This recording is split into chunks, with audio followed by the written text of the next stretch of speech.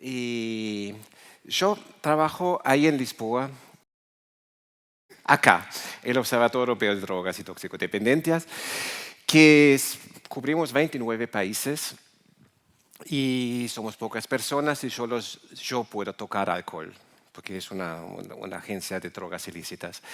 Está sobre el río, esa es la vista sobre el río, casi mejor que la de Patricia. Y lo que les voy a contar es básicamente las bases científicas de lo que Patricia viene de contar. De un informe que hemos lanzado el año pasado sobre prevención ambiental estructural, todavía no sabemos cómo traducirlo al español. Porque la miseria de prevención es esta, que la gente nos viene, gente con esas gilipolleces del consumo responsable. Y es eso, es básicamente el lema de la industria y ahora del alcohol y ahora la industria del cannabis viene con la misma cosa. Es una tabla de chocolate, lo que tienes que comer, lo que puedes comer por día es un cuadradito. Pero ¿quién se come un cuadradito de chocolate solo? Yo me como la tabla entera si mi mujer no interviene. Todavía contar con que cannabis aumenta el apetito, ¿no? Pero es tu culpa si te comes toda la barra porque te han dicho que consumo responsable. Y la gente viene siempre con esto de la educación. En todos los periódicos, todos los días en España aparece un experto diciendo que hay que educar en vez de prohibir, etc. Analicemos esto mejor. Eso es, por ejemplo, sobre comida. Eso es las actividades del marketing y esto son nuestras reacciones. O sea que hay cosas donde somos el homo economicus, el precio. Nuestra reacción es deliberada y es obvio, está fijado el precio. Pero hay cosas que son completamente imperceptibles, normalmente como el ambiente, el acceso, saliencia, tamaño de los recipientes, y donde nuestra respuesta es totalmente automática. O sea que, ¿cómo vamos a educar a alguien sobre cosas que ni se percibe y donde no controla las respuestas comportamentales? Y entonces, la consecuencia de esta miseria es que cuando vemos lo que los estados hacen, cuanto más oscuro, tanto más se hace una determinada cosa en un país, solo da información sobre drogas en los colegios, jornadas informativas, visitas de policías en los colegios contando al último niño no interesado cómo son las drogas. Cuando sabemos empíricamente, estudios enormes, todos los reclutas de Suiza, por ejemplo, que los consumidores saben mucho más sobre salud y sobre drogas que los no consumidores. O sea que información no protege nada, al contrario. Y la razón es creo que eso, que incluso los expertos se autoengañan sobre cómo somos realmente en nuestros comportamientos. Primero, mentimos sobre nosotros mismos. Dr. House siempre le dice en todas las series, por ejemplo, hay botellón, nos divertimos y socializamos y después pensamos, bueno, lo socializamos porque hay el botellón y se lo cuentan a los expertos cualitativos que después dicen el botellón es esencial para socializar. Y todo el mundo omite el hecho de que todo el mundo fuera de España socializa sin botellón. O sea que estas típicas interpretaciones post hoc. O, por ejemplo, lo que escucho mucho aquí, que los chavales dicen en platea, tipo, yo sé exactamente el punto hasta donde puedo beber para maximizar el placer. Después salió este estudio diciendo bien claramente, no, la gente consume cada fin de semana 50% más de lo que se había pensado. Y anteayer salió en otro estudio diciendo la mismísima cosa para cannabis. El consumo es básicamente nunca controlado. Pero, ¿qué es lo que nos conduce? Normas descriptivas, por ejemplo, la percepción de que todo el mundo lo hace. Si sales de la estación de Rotterdam, ves eso y sin pensar te das cuenta qué estúpido has sido si has alquilado un coche en esta ciudad. O, por ejemplo, cuando entras en este restaurante no necesitas placa o cartel. Sacas tus zapatos porque ya has visto lo que todos los otros hacen. Eso son normas descriptivas. Normas injunctivas. Es, por ejemplo, una americana llega ve esa escena en Berlín en verano y dice, ¡Ave María, un niño completamente desnudo con un animal peligroso! Claro, después de 3 semanas, la americana se da cuenta que en Berlín todos los alemanes se quedan en pelota cuando sale un poco de sol y es normal exponer a los niños a un poco de riesgo controlable. O, por ejemplo, aquí en este barrio de París, la gente ha decidido, bueno, es exactamente aquí que ponemos la basura, exactamente donde pone la placa de no ponerla. Eso es norma inyuntiva. Y cognición implícita. Tipo, por ejemplo, en cualquier buffet comemos 30% más de lo que comeríamos normalmente porque estamos configurados a aumentar la diversificación de nuestra comida. O lo más básico, asociamos un estímulo primario a una cosa que queremos vender, tanto que incluso esto se le sacó salió de la boca de un gerente del negocio del alcohol en Irlanda. O sea que la cuarta cosa es la asociación implícita. Y entonces, eso explica por qué todos aquí en esta sala hacemos cosas que son claramente nocivas para nosotros y porque no hacemos siempre una reflexión pro y contra, sobre todo no en una discoteca. Y después contamos un montón de historias sobre las razones de unas acciones intuitivas o automáticas que hemos hecho. Imaginen después cuánto peora todo eso cuando tenemos un déficit de control de impulsos en los chicos de trastorno de déficit de atención, por ejemplo, y cuando estamos expuestos a estímulos sensoriales sobre comida, por ejemplo. Varios estudios demostrándolo bien claramente. Entonces, por ejemplo, en esta imagen una mujer mirará inmediatamente acá, un hombre probablemente ahí, alguien que bebe regularmente solo ve la copa. Luego, deja de lado los estímulos más interesantes. O sea que sabemos bien claramente que incluso los adultos hacemos muchas veces lo contrario de lo que sabemos, pero exigimos que los jóvenes sean diferentes. Cuando sabemos, también los pediatras lo saben harto bien, nuestro autocontrol aumenta linealmente a lo largo de la vida, eso es verdad, pero razones que conocéis bien con el amadurecimiento de la corteza frontal, en los adolescentes, en situaciones calientes como esta mi boda, el autocontrol baja a cero en una situación caliente. Eso es súper esencial. O sea, ¿de qué me sirve estar informado sobre riesgos, etcétera, etcétera, cuando estoy en esa situación siendo adolescente? Entonces necesitamos una intervención que consiga responder a estas falacias o estos problemas de la naturaleza humana. Y por ejemplo, el modelo que postulamos en nuestra publicación es que con medidas regulatorias, económicas y físicas podemos cambiar comportamientos directamente. Bueno, es obvio, pero lo más interesante es que no es solo directamente, sino también cambiando las normas sociales, los valores sociales, las normas comportamentales. Me explico. Por ejemplo, hace años fumar era recreativo y clamoroso, básicamente. Hoy en día es algo que hace gente enjaulada en los aeropuertos. O sea que a través de las medidas regulatorias sobre tabaco, bajo nuestra percepción de glamorosidad de fumar, básicamente está bien claro que es una dependencia como cualquier otra. O sea que no fue restringiendo las oportunidades de comportamiento, cambió los valores sociales y eso cambia el comportamiento. Cuando una vez vais a conferencias internacionales, habrá siempre un político americano que les va a mostrar siempre esta curva sobre la inversión, la curva invertida entre consumo diario de cannabis y el riesgo percibido. Y siempre van a decir, bueno, hay que trabajar sobre el riesgo percibido porque esa es la causa del consumo. Y yo toda mi vida decía, puede ser al revés, porque la gente consume mucho, baja su percepción de riesgo. Y ahora, hace poco, salió finalmente el estudio que confirmó mi hipótesis. Dije, lo más plausible es que es porque la gente consume mucho, baja su percepción de riesgo. O sea que la vieja regla de las ciencias comportamentales, la actitud sigue el comportamiento. Tengo opciones de comportamiento, las puedo hacer o no, y eso determina mis actitudes, y no al revés. O sea que la definición europea de lo que es prevención ambiental o estructural son palabras claves solo, incidir sobre oportunidades, factores desencadenantes, que es básicamente situaciones calientes, modificar el contexto, pero no incidir sobre persuasión, ni siquiera sobre entrenamiento de habilidades, cambiar hábitos y no se basa en decisiones deliberadas. Que la decisión mejor sea simplemente también la más fácil. O sea que las tres palabras claves son visibilidad, accesibilidad, la percepción de normalidad de aceptación, que son las normas descriptivas y injunctivas que ya he mencionado.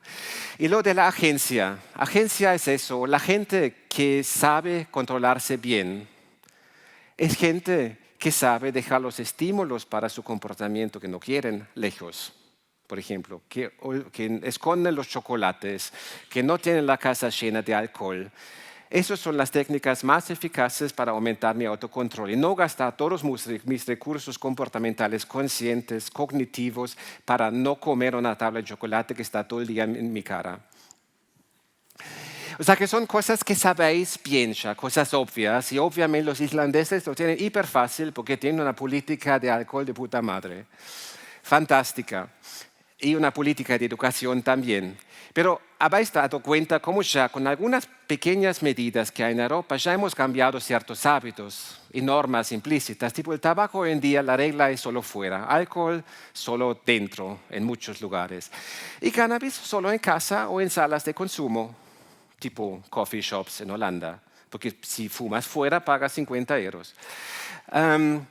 O sea que no es solo regulatorio. Regulatorio, por ejemplo, lo del agua potable gratuito. El otro día, no, semana pasada, murió otro joven en Manchester después de haber tomado una droga sintética solo porque no había agua en todo el establecimiento, que costara menos de 8 euros. Los grifos deshechos, simplemente no había suficientemente agua. Pero hay cosas que la gente no piensa, por ejemplo. Los vasos, de vasos cilíndricos esbeltos, tomamos menos que de vasos grandes, barrigudos. Por eso, por ejemplo, antiguamente en el siglo XVII los vasos de vino eran así, como hoy los de licor. Hoy son así. Y no es solo por cuestiones de aroma que eso ha aumentado, porque predice el consumo. O sea que hay varias cosas donde se puede incidir que cambian nuestro comportamiento, sobre todo en ámbitos de fiesta. Y obviamente cosas económicas. La única cosa interesante en la política ambiental alemana es la ley de zumo de manzana, como lo llaman. En todos los establecimientos alemanes, la bebida más barata tiene que ser no alcohólica. En España eso no es el caso. Si tomo hago una decisión económica, tomo cerveza, que gano más líquido. Por eso es interesante para una pediatra. Primero, no es no saber o no poder, es básicamente contagio social. Salió ahora, la semana pasada, un estudio del otro análisis del Framingham Study, diciendo que obesidad es tipo una cosa contagiosa. ¿Por qué? Por las cuestiones de normas descriptivas e injunctivas.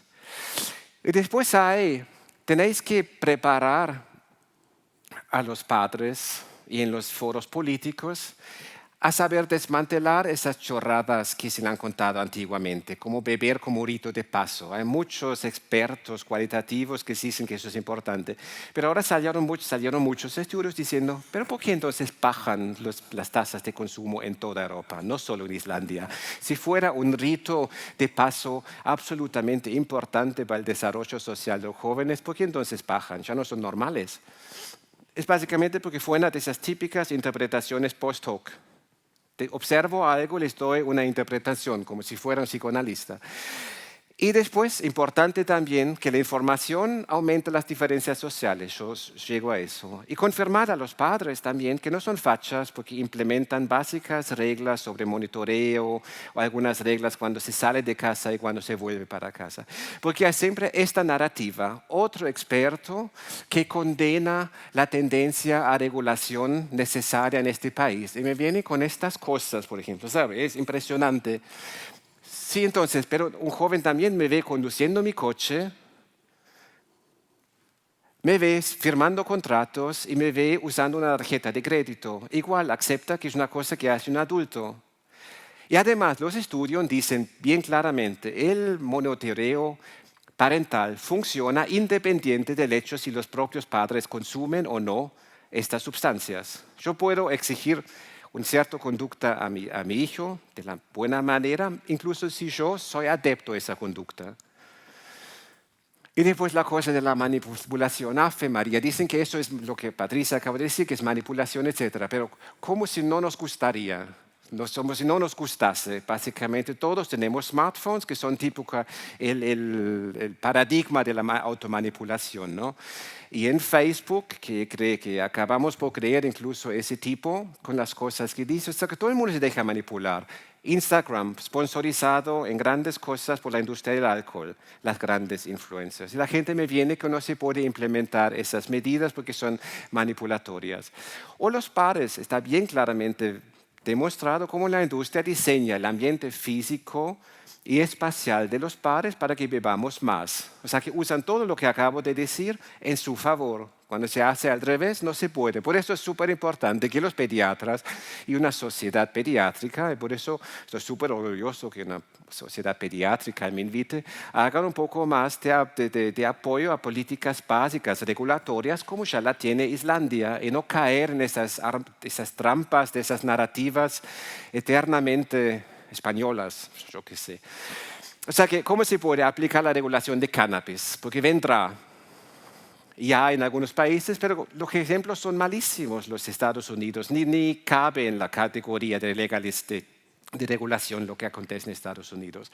Y ahí se puede aplicar la misma regla. Hay que reducir la activación de procesos automáticos, o sea que son estímulos olfactorios, visibilidad, conveniencia de consumo, tiene que ser menos presente, normal. O sea que hoy en día sin legalización cannabis ya está casi omnipresente. Eso se puede cambiar fácilmente. Por ejemplo, la compra no debe ser automática, debe hacer 5 kilómetros fuera de un centro comercial para conseguírmelo. O sea que consigues, pero no de una forma automática y fácil. Y un poco parar esa obsesión por la percepción de riesgo, porque eso no la cambiamos directamente, la cambiamos cambiando normas sociales a través de estas medidas que acabo de describir. Y hay más allá de la restricción. Por ejemplo, en Japón, una empresa da más vacaciones para no fumadores simplemente porque la empresa está en el 28º piso. El tiempo que los fumadores bajan y suben para fumar, se calcula da 1 o 2 días más de vacaciones por los no fumadores. En Sao Paulo, un estudio importante con los usuarios de crack en el centro, la idea era solo darles mini salarios en medida de reducción de daño. Lo que pasó, la gente paró de consumir, porque tenía de repente una oportunidad de hacer una cosa más interesante en su día libre, incluso bajó su consumo, que no era ni siquiera la intención. Sabéis que en Holanda hay una distancia mínima entre coffee shops y escuelas y últimamente han aumentado esa distancia a 600 metros y varios coffee shops tenían que cerrar. Y las multas tienen que ser emitidas en público. O sea que es un básico. Varios estudios de psicología social demuestran cuanto más públicamente reprobado un comportamiento es, tanto más es eficaz la medida, quiero decir. O sea que eso también para ya vacunarlos contra esa cosa del estigma, no es estigmatizar a un consumidor. La gente siempre dice es un consumo recreativo, o sea que claramente no eres dependiente, es diferente del tóxico dependiente que no tiene otra opción. O, por ejemplo, del negro o de ser mujer. Eso es estigma, pero un comportamiento que consigo conducir y controlar solo se cambia a través de, sí, estigma. Es un estigma cagar en la calle o mear por todos los lados. En el siglo XIII lo hacíamos, hoy en día ya no. Eso es estigma, no. Es el proceso de civilización descrito por Norbert Elias en 1938. Son principios básicos de la civilización. O sea que para llevar a casa comportamiento y riesgo son funcionales, son importantes. O sea que los jóvenes tienen que hacerlo para aprenderlo. Y su cuerpo lo ven como algo del que disponen para placer o para experiencias. La educación no cambia eso. Procesos conscientes son importantes. La percepción de normas es la que cuenta. También sobre adipósitas. La regla sobre actitud sigue el comportamiento y hay que combatir esas ciertas neurosis colectivas de que eso no es fascista, es solo fascista en España y en Alemania. En los países que tienen una neurosis mal resolvida sobre su propio pasado. O sea, que y dar información aumenta la marginalización. ¿Por qué hoy en día la gente que fuma o que es obesa es de clase más baja? Porque nosotros que estamos aquí sabemos cómo transportar información en comportamiento. Pero cuando eres de una clase social más baja o menos educada, acabas jodiéndote. Tipo acá, todo el mundo consume con el cannabis, pero la gente más pobre, con menos educación, acaba siendo los consumidores problemáticos. Te retenés una lengua cuando el próximo político les diga que yo he fumado toda mi vida cannabis y soy político. Claro, porque es élite. Y ya estoy terminando. Eso es solo para la gente que no consigue dormir durante la noche. Terminado.